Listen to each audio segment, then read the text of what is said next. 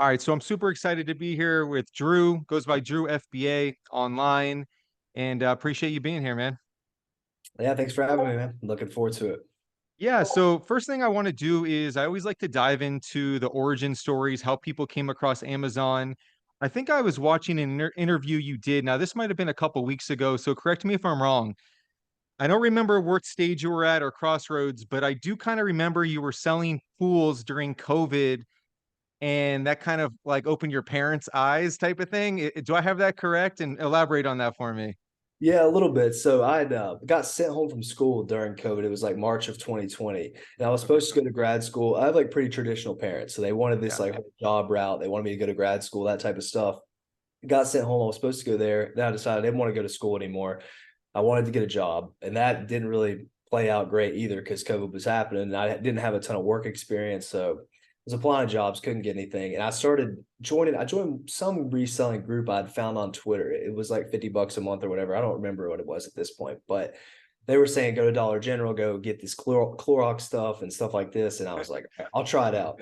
Started cranking like huge days on eBay. Like at the time, it was like $400, $500 and making 80% margins because this stuff was selling for like 5x. Yeah. So that happened, and then moved into weights, going to Walmart every single morning, checking out weights, bringing them back home. And then the pools happened as well. And that's let me stack like a lot of cash I didn't think I was going to do that long term, but COVID happened for so long that I just like kept stacking money with it. And I'm like, I don't need a job. I don't need a whatever now. I can just keep doing this. And then I just Yeah. moved on to Amazon, like probably 8 to 10 months into doing that kind of thing. Okay, so you hit up like the quintessential COVID starter pack, like disinfecting stuff, outdoor recreational stuff, and exercise stuff, right? Absolutely. Yeah. I think it's funny. I think a lot of people got catapulted because of COVID. I can speak to I've bought and sold things for a long time, but I have another small business and that was halted during COVID. And I know myself and a handful of others, way more than that, all got started thanks to COVID. So that's interesting. And by the way, what school did you go to, and like what was your path if you didn't stumble across this, like major or career? What were you applying to? I mean, I went to Marshall University. It's a small school in West Virginia. The movie We Are Marshall, it's like based on that school. Yeah. So I went there. Really, I didn't have a path. I mean, like when teachers would question me about stuff, I just said I wanted to run a company someday, and then they'd be Yeah. like, "What kind of company?" And I was like, "I don't know. I just don't want to Yeah. work for like somebody else." So I kind Yeah. of knew I was going to be entrepreneurial, but like when you're in college, man, I was like in a frat. I was barely showing up to class at times. Like there was not. I didn't really have a clear direction. I just assumed I was going to be a sales rep or some marketing Yeah. thing for a company, but like I just really couldn't see myself doing that. But that was just the path I was going down until COVID hit. Yeah. Did you have any firsthand experience of working a job for someone? Not necessarily corporate per se, because I know you were just in college and whatever, but like that you knew, hey, I know I want to work for myself. I want to run a business even before you knew what that might look like. Yeah, so I worked at Payless for a little while. I don't know if you know what that is. It's a Yeah. small Yeah. store. That was a mess because there was just no one that came to the store. And I did it because I wanted to run a shoe company. I sold shoes when I Okay. was younger, and that was the thing. I wanted to like create shoes or whatever, which that passion's way gone. I don't want to do that at all. But I thought getting into that job would really teach me a lot about the shoe industry and the common person shoes rather than like what I knew, which was Nikes and Yeezys and that kind of stuff. So I Yeah. did that. It wasn't very fun. And then I did worked at TJ Maxx the next year, and that wasn't great either because I was like the only dude working there. It was just a bunch of chicks. So Yeah. and they put me at the register, and I just had nothing in common with any of these people. It was just miserable. Yeah.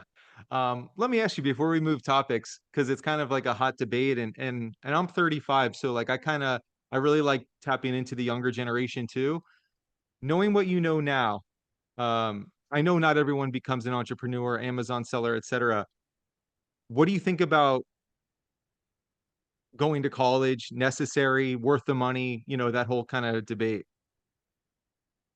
When I was younger, when I was in college, and then right when I got out and I started making a lot of money doing this, I thought that college was a waste for the most part. I agree with that whole narrative a bit, but the older I get, which it's only been 3 years since I started, but I just see a lot of people in this space that didn't go to college and like younger kids.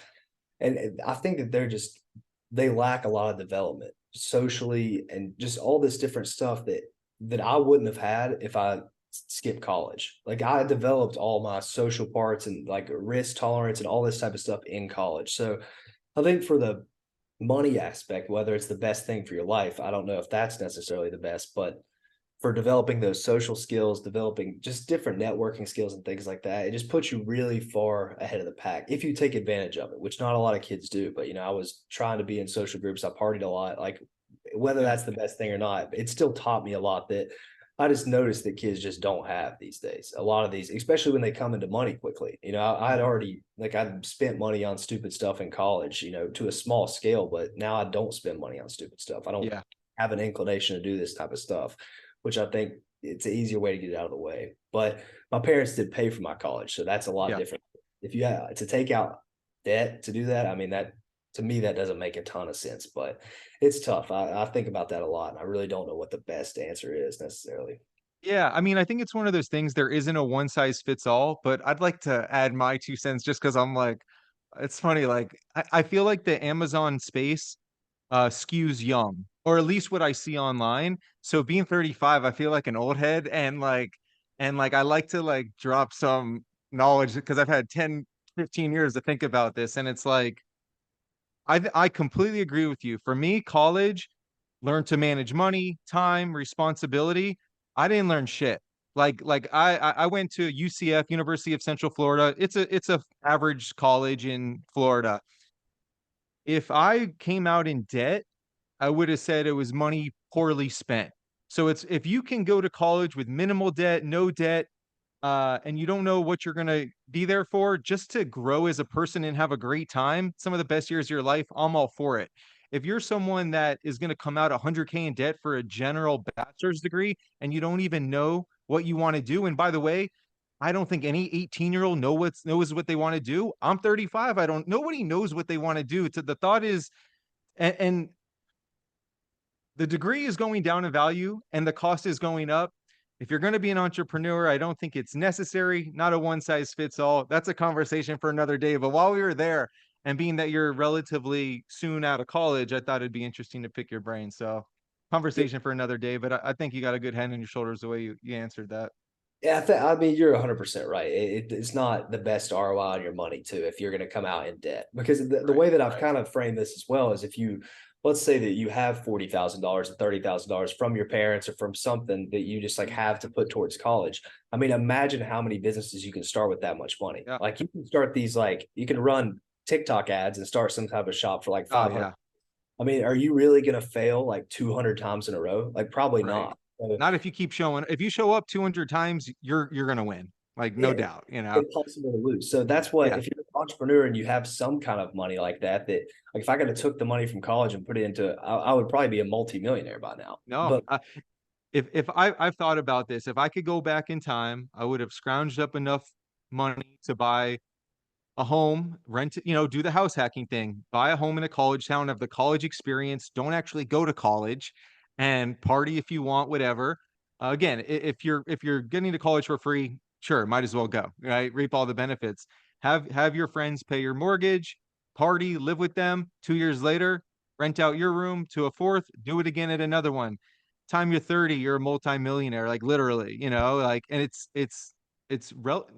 simple, not easy, but yeah, I can't go back in time, so I'll pass that on to my kid.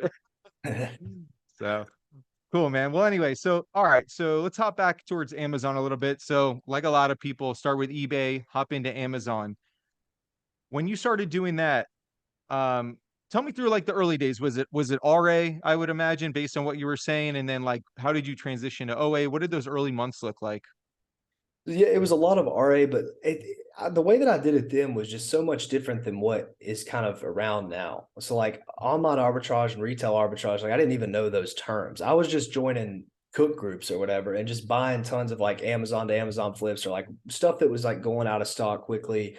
And then I would just try to find it in the store too. So I was just like chasing bolos constantly and getting Yeah. stuck with a lot of inventory here and there and hitting big plays here and there.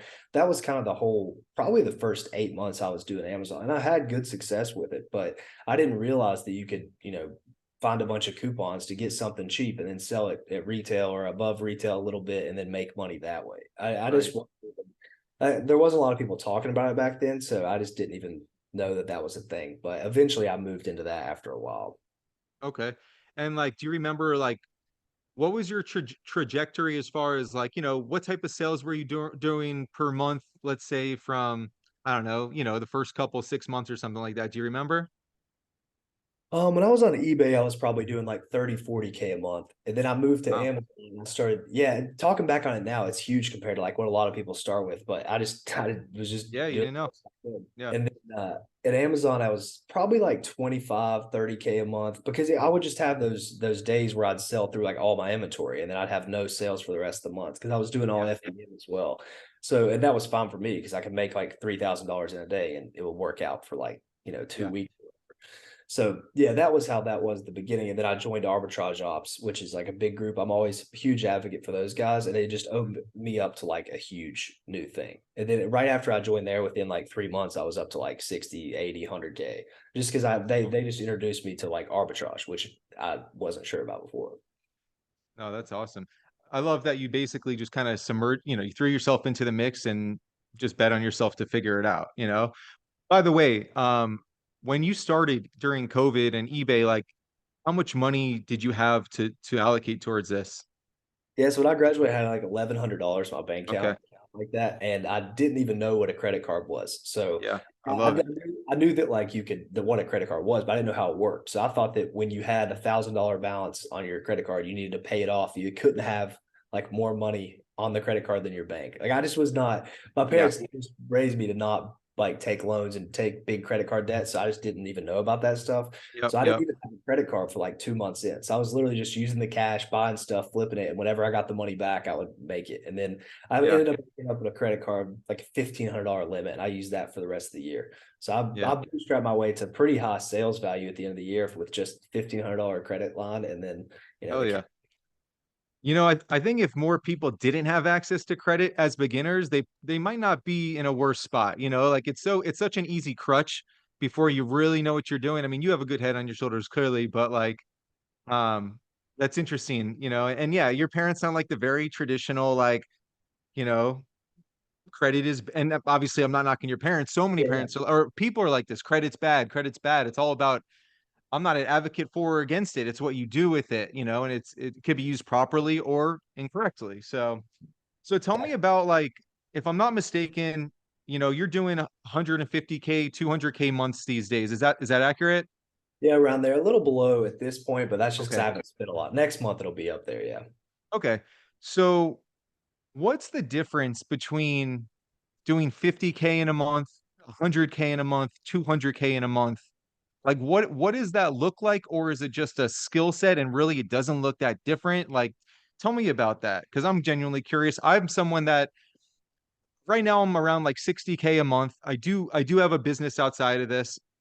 Um, but like I will say, as I continue to do this, my margins get higher and higher. So I'm not as concerned about the actual revenue number, but I still see that I always think there's just so much opportunity. So like what does it look like to go from 60K a month to those big numbers? Like what's the main differences if you could think of some?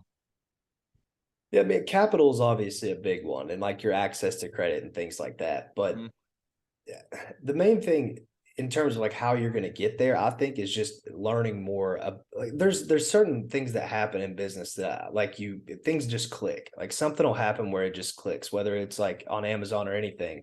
And I think those little clicking moments just multiply. So it's not my experience wasn't that I just went from 30K, 40K, 50K, 60K. It was like 30K for a while, and then it would jump up to like 70K, and then it was like 150. So there was all these little moments that things clicked, and the way I got there is just immersing myself in all these things. I talked to a bunch of people, I joined all these groups, I would watch a bunch of stuff.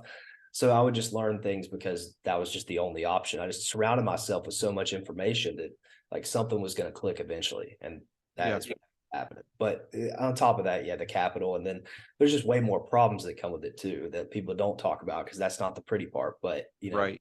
you get wrecked on returns, and you make it when you're making a $1,000 buy, it's not a big of a deal. But if you're making a $15,000 buy and everything gets lost, that's a pretty huge deal. So that kind of stuff happens, and it'll wreck you pretty bad when you get up to those numbers. Yeah, it's funny you say that because I actually think that, you know, you're an outlier. Like even my numbers are outlier. Like for the 99%, people get, I think, way too caught up in scaling because there's this point of diminishing return of like if your margins go way down and now it creates more work and more returns and more repricing and maybe you have to manage somebody, and is your bottom line even increasing? So I'm glad that you said that, like, there's things like that some people don't talk about when you do scale that aren't as glamorized. And is there, like the returns you mentioned, but tell me, like, do you have VAs or do you have other people that help you source?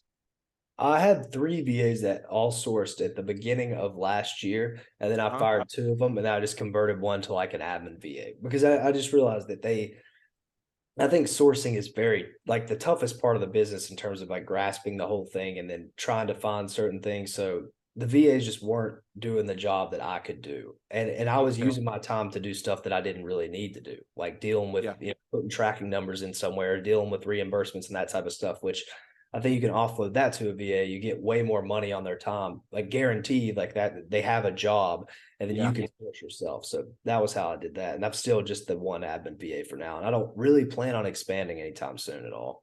Yeah. No, I'm with you 100%. I think about that. I think in theory, someone else sourcing successfully for you sounds really good. But my 2 cents, and I do want to talk about this later, how you do it, but I've teamed up with someone that I really, really respect. He's been around, and we share leads together every day. That's my VA, and like not only my VA, I don't have to train him, I don't have to teach him. He's doing it, like he's been doing it for years. You know what I mean? Like that to me was a light bulb moment recently. I'm like, this doesn't cost me anything. I don't have to train anyone. So okay, I'm glad to hear that though. So one, it's so for everyone listening, like it is possible to grow to his numbers with pretty much one person sourcing. And for two, I'm curious, how long does it take you to source? What does your sourcing look like? Or do you have a weekly budget you try to stay true to? Is it, hey, every day I'm knocking out 3 hours? Like, what does it look like? I know no 2 days are the same. Let me preface with that. Yeah, it's also completely random and unorganized. Really, I should probably have more of like an organized schedule. But in terms of spin goals, I don't have those.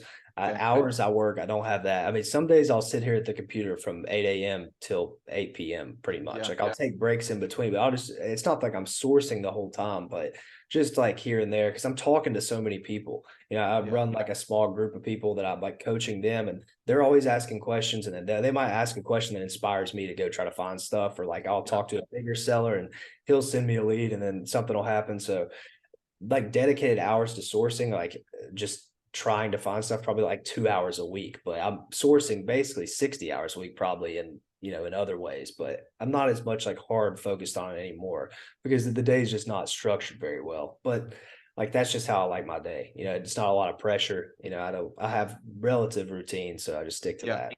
Yeah. So I just want to clarify something here. So because obviously you have to do a lot of buying to get to 200, 150K, whatever it is, 140, whatever. Um, I understand what you're saying. Like, I don't have these set hours, but you do have to put in time to source. And you're saying that's about how many, would you guess? I would really have some weeks it's probably like 5 hours and some it's like 50. So Wow. it's Okay. really all over the place. But if I had to give like some actionable advice to a beginner, I would Yeah. say you need to source a lot. Like you need to Yeah. be you need to treat this not, you need to treat it like you're learning. Like if Yeah. let's say you had an exam coming up at the end of the month, like what are you just gonna like sit around all month and like not do anything? That's what I did in school, but you shouldn't do. You need to Yeah. study. So you have to be in there every single day, as many hours as you can just to learn at the beginning. Because then your hours just scale down because you know what you're doing. But at the Right. beginning, you need to really fail, like keep learning all this stuff because it's the only way that you're ever going to get somewhere and like learn what you're Yeah.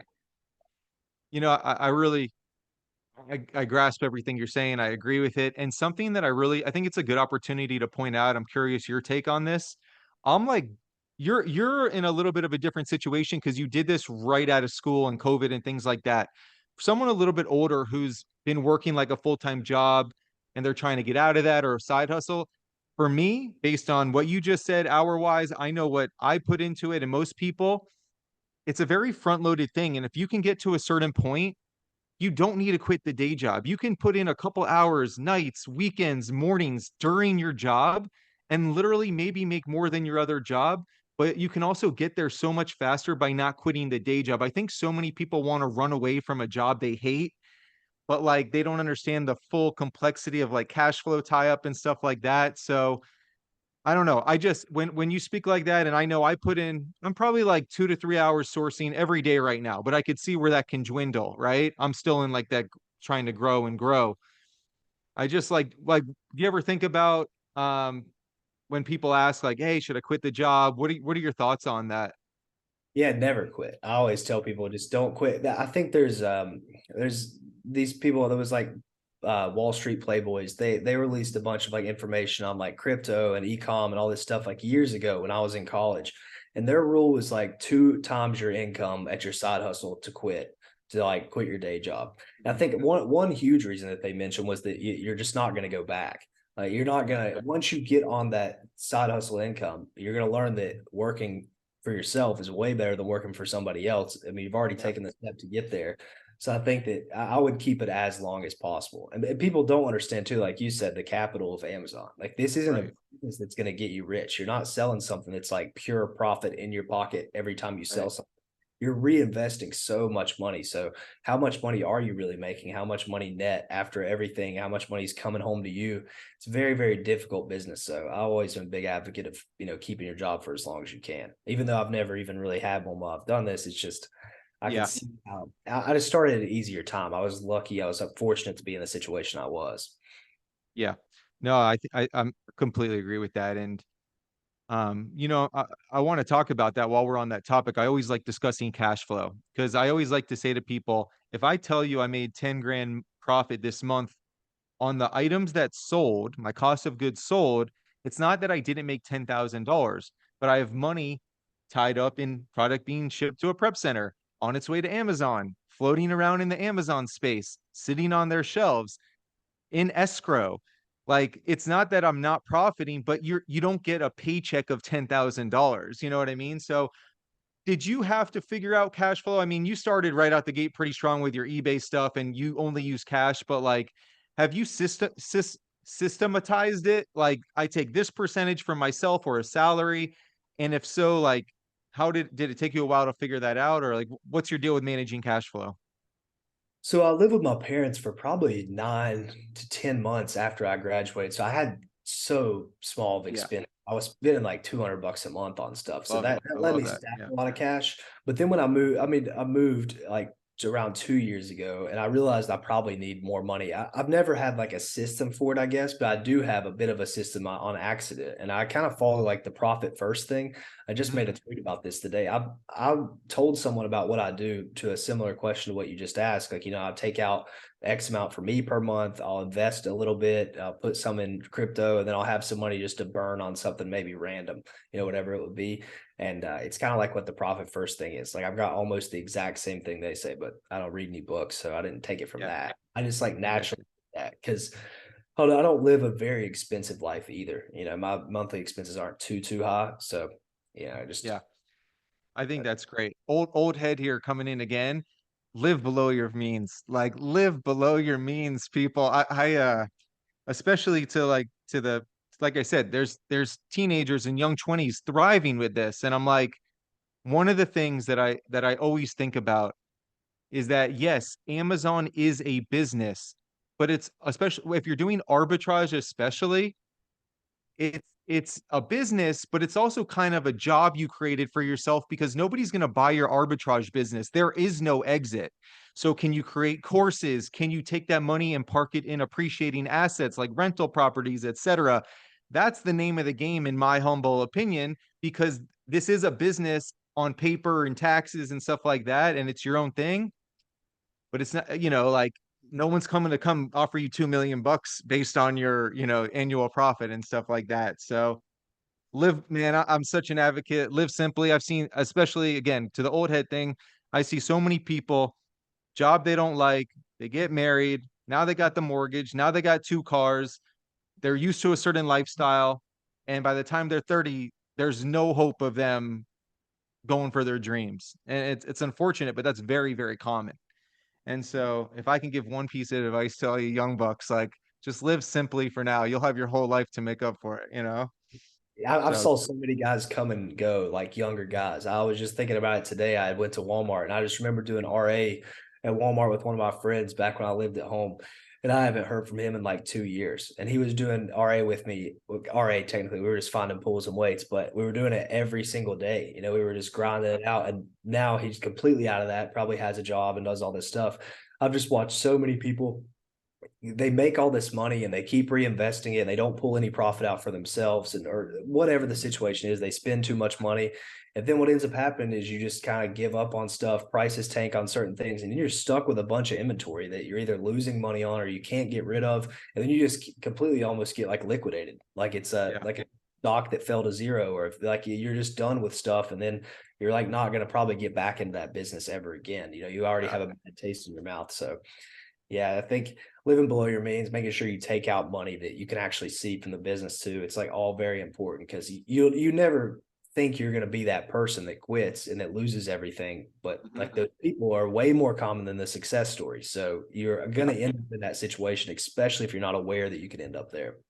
I think that's great advice, and I agree. I think also just psychologically, it's important to pay yourself something so that you feel tangible profit or at least income, you know?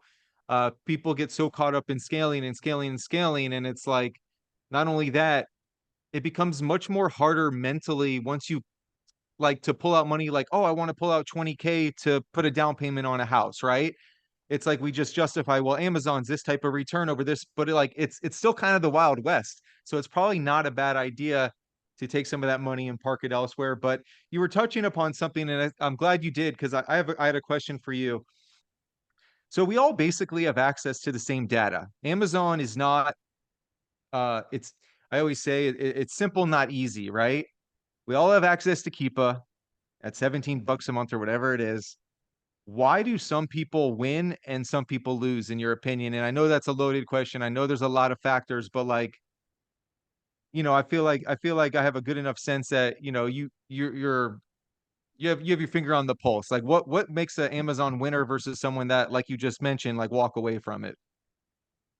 Yeah, I was just talking to someone last night about this, and why just people lose it, not just Amazon, but these kind of niche businesses. And it's like the $1 million question. I mean, I wish I could figure it out, but there's lots of contributing factors. I think a lot of people, they don't see how much work goes into it. They just see the fancy stuff online and then they're like, well, I can do that. And then they realize it's a lot of work and it's just they don't have the time for it, or they don't want to make the time for it. It's probably that rather than the other. But that's a big one. And then a lot of times people just overcomplicate things and like overthink things. I see people come to me with ideas all the time about like bundling these things up and creating a new listing. And what about this website? What if I could like get a deal with them? Like, no, that's just Yeah. all crazy over the top stuff. If you would just put in the work, like what you are supposed to do, you will be successful. But people want to find shortcuts to stuff and all this different things, which is fine. I mean, that you can take that route, but a lot of times you just can't stay consistent doing that.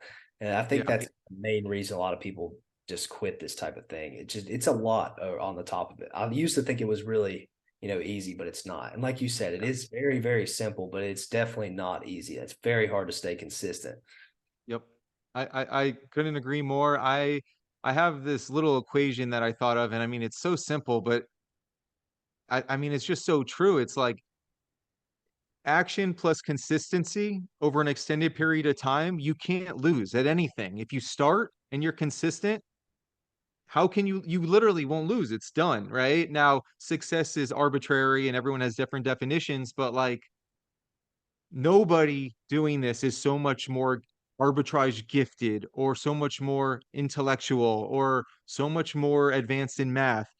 They're just putting in the reps. Like that's a blessing and a curse. It's not going to happen overnight, but anybody can do it, you know? So I'm with you. I think just people just with anything, Amazon, anything else, and I'm guilty of it too. Consistency, hardest thing to do. We all know what we need to do to get in shape, to have better relationships, whatever. It's just a matter of doing it over a long enough period of time, you know? Yeah, you don't know what you don't know. That's the Right. big Everybody says that you see when you relate it to fitness, you see where you're at now, whatever you're at, and then you see this like perfect body of somebody you saw on the Yeah. internet. You just don't ever see anything in the middle. When you're in the middle, it's so hard to like get out of the middle. And it's like that with these Yeah. businesses, you see the 100K months and you're at zero. It's like I'm never going to get there. That's so far away. But it's really that's not the point. The point is Right. not to get to the 100K or to get to the 150 or to get to 200K. It's just to like make some progress. Because if you get to one, you're farther ahead than 99% of people. So it's just Yep. doing a little bit of work and then staying consistent. I think some people, which I'm big on goals as well, I guess, but I think putting big goals out there and just wanting to get to something like that, I don't think a lot of people follow through on that stuff. I think you can create goals that are so big that it doesn't even, you just can't even see yourself getting there. So some people work off goals. I don't really do that. And I think that every time I've tried to set a goal, it just like hurts me. Because I'm just trying to find shortcuts or, well, I'm not Yep. going to reach it, and panicking. So I think that can be something that but people might not have to set arbitrary goals, you don't have to write it down, but you can still have Right. something in your head. I saw this guy doing this. I want to do that. People say that stuff to me all the time. Like, do not worry about that. Just work, work, work. Yeah. Like your goals will come. Like you don't have to Yep. set. Totally. It's funny you say that about the goals thing, because on one end, I'm like, I truly believe anybody could do anything, like literally anything they put their mind to. I really do believe that. And then when I think about that, I'm like, not doing enough. Like I'm not dreaming big enough, right? But but if but if you do something that I don't even like to use the term unrealistic because I do think anything's in the realm of possibility, but we do have constraints. Like if you have a family, a full-time job, like you have to be real with yourself too. And if you set such lofty goals that are so like everything would have to go right for the next decade, like you're going to be discouraged. Another thing, if you have a simple analogy, if you have an endless to-do list for every single day, you'll never end the day with a sense of satisfaction, accomplishment. You might not even try because it's just so unattainable on a micro level. Instead, 5 things I need to get done today, have that feeling of pride and chip away day after day after day. Yep. And then if you get to these arbitrary goals that you make, you want to do $1 million a year, $2 million a year. Do you really think that you're going to get there and just be like, wow, I did it. I'm Right. happy. No, you'll be Yeah. happy for like 18 seconds. You'll make a tweet about it and you'll move on. So it's like the real thing is that the journey is, which is so cliche, but it's the most important thing. It's all that really matters is your journey. That's what's going to make 100%. you happy. That's where you're going to learn your lessons. That's everything's going to come from that. And this, Yep. this end goal, it's nice, but I promise you, like nothing's going to like you're going to have no satisfaction compared to what you think when you hit those goals. Humans become incredibly adapted very quickly. So like if someone put $1 million in your bank account tomorrow overnight, 18 seconds, right? You're maybe a little longer. You're pumped, you're thrilled, and then you're just used to it. And that's the new baseline.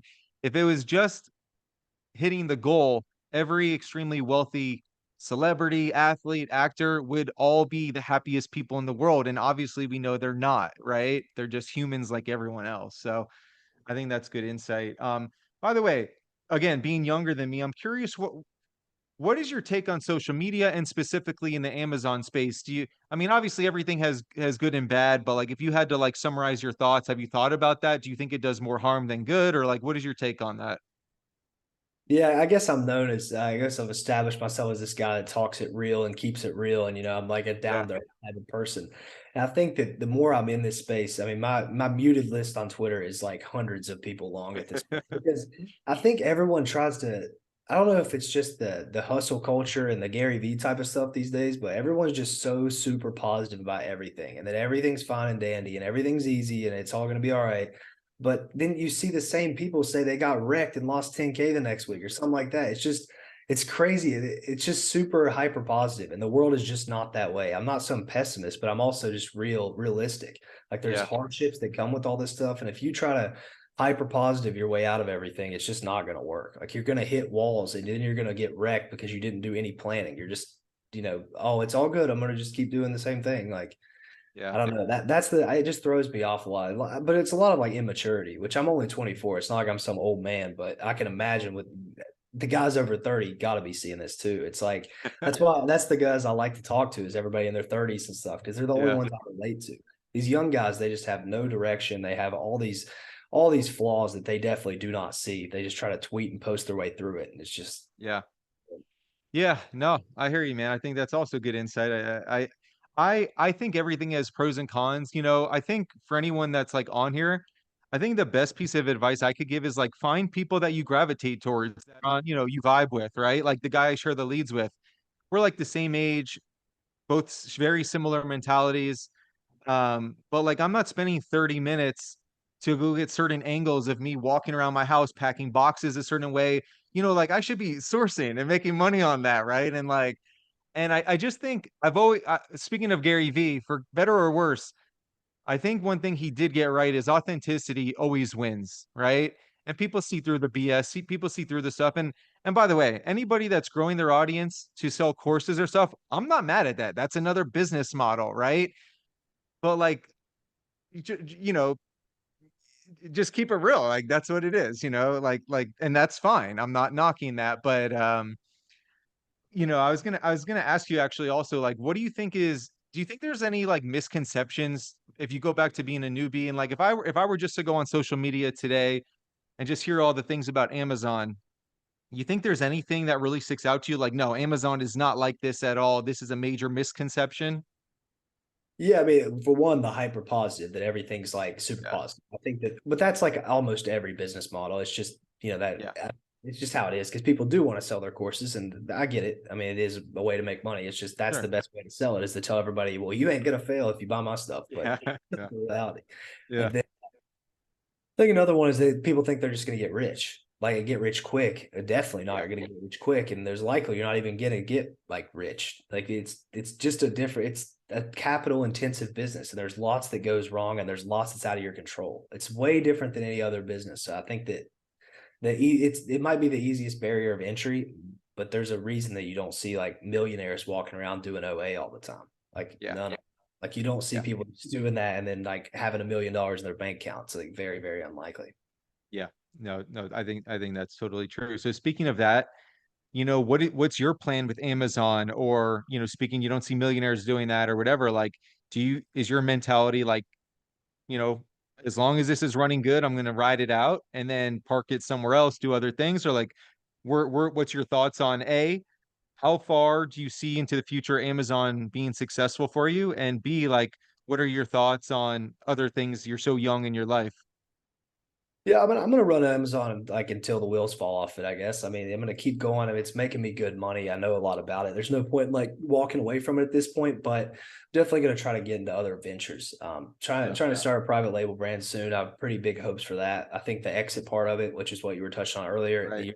you're not buying yourself a job, you're buying yourself an equitable business. So Yeah. that's pretty, what I want to do in the future. But really, I'm just taking it day by day. I don't really know where I'll see myself in the future, but I know in like 5 years, I'd be very surprised if I'm still doing like what I'm doing now. But Yeah. that's not to also like to shoo anybody away from it. It's like a great opportunity right now. Like it's very easy to make money here if you just put the work in for it. But I Yeah. think that long term, like I want to have a lot of money. I want to have like millions and millions by the time I'm 30. And I just don't think this is the way to get there. So I'll try to, I don't know, try to move into something else as time goes on. But I'm a pretty patient guy. I'll take action in the moment, but I'm also like realistic about long term. I know. Yeah, I love that. So, yeah. Yeah, I think sometimes people I like the term, I love this term actually, patiently persistent, you know? Um, Patience is not lack of action, you know, it's just kind of understanding. And if you have a long-term vision in play, you're probably going to be better off than the short-term sprinter. But let me ask you something a little more, I guess, philosophical or whatever. But you just mentioned you want to have millions and millions by your 30. Why? Yeah, I love these type of questions, by the way. Everything's so cookie cutter on a lot of these podcasts. I Yeah, love the bigger ones. yeah, Yeah. man. Um, I guess I come from a fairly wealthy family.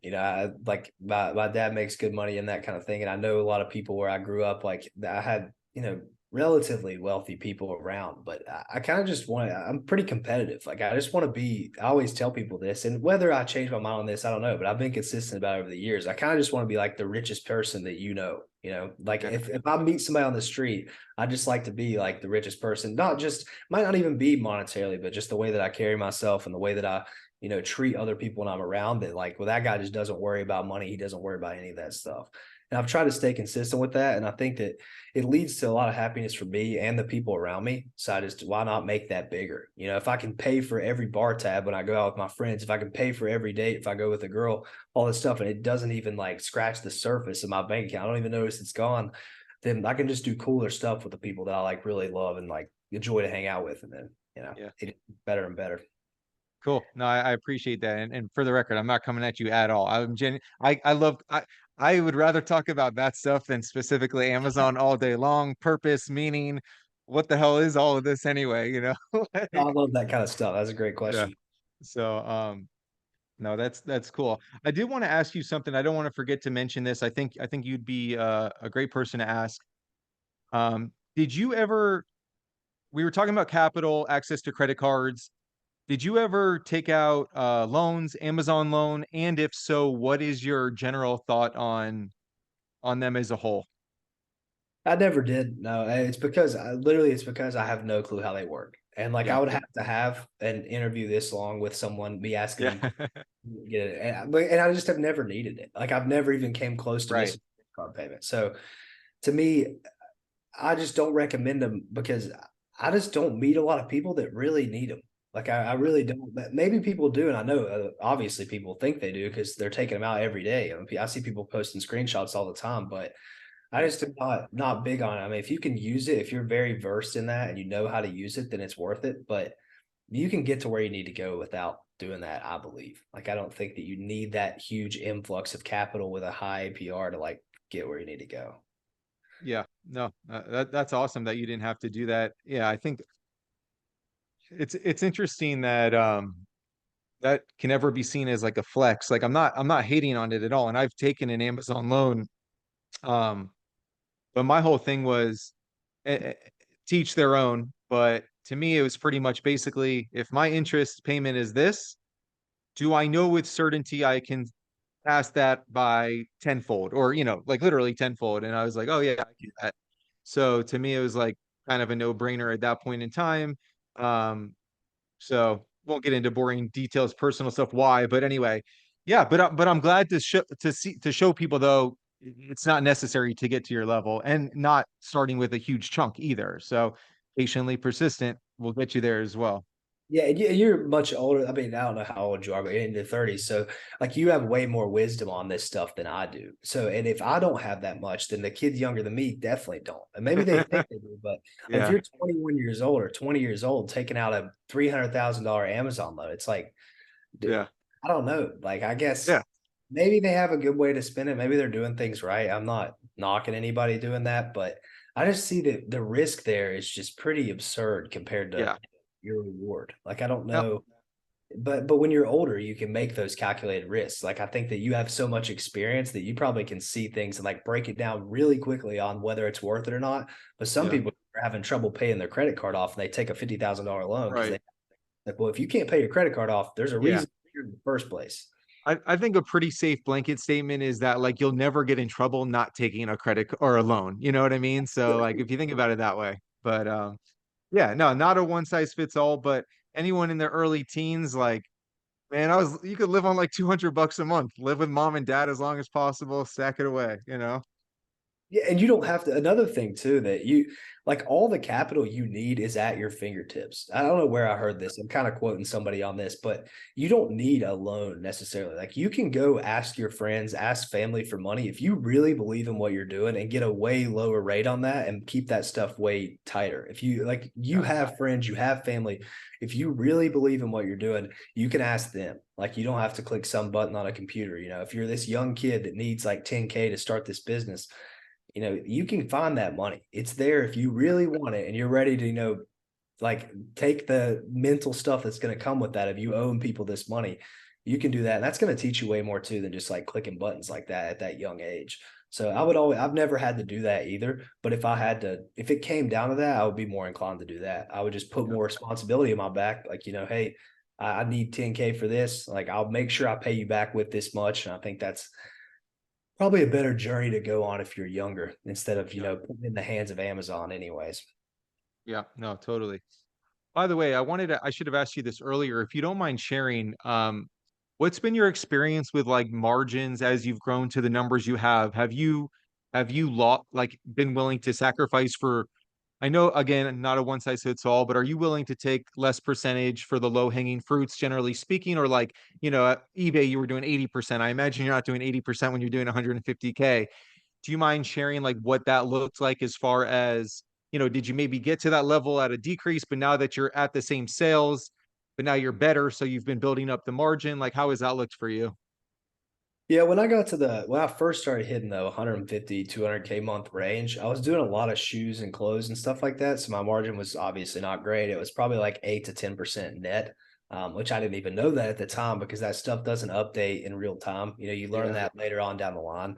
But that was how it was then. And then I've upped it. It's better now. I don't know what the exact numbers are. I don't really pay super close attention to it, but I would say it's anywhere from like 12 to 14, maybe even a little bit more now because I've just got a tighter system. I have like an eBay system set up to where if I get returns, they're listed on eBay, and I've sold like $2,500 on eBay this month. So that feels nice. That's Yeah. all like feels like free money coming in because it's Right. stuff I lost. So Yeah.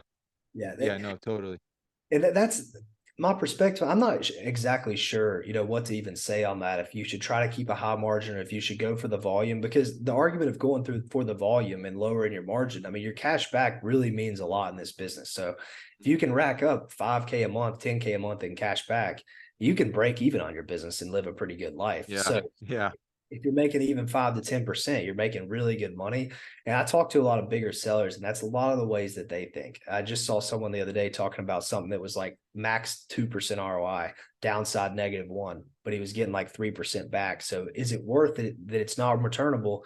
Do I just break even and just like get thousands of dollars in credit card points? And Yeah. those are the type of things that made me think, maybe I should just spend more money if I know I can turn it and then get that cash back. Cause that's how I live my life anyways with the cash back. So Yeah. my life will increase if I get more cash back. So I've Right. started thinking more like that, but I don't know. It's also a lot more risk to take on. So changed my Yeah, mind. no, I agree. I mean, it's been very eye-opening for me, the cashback. I actually did a long post about this maybe a couple weeks ago, but I was like, man, if you can spend 100K a month, 2% cashback credit card, let's conservatively say 3% on Rakuten and stuff. And I think I'm averaging probably closer to 5 on the stores. But let's just call it all in 5%.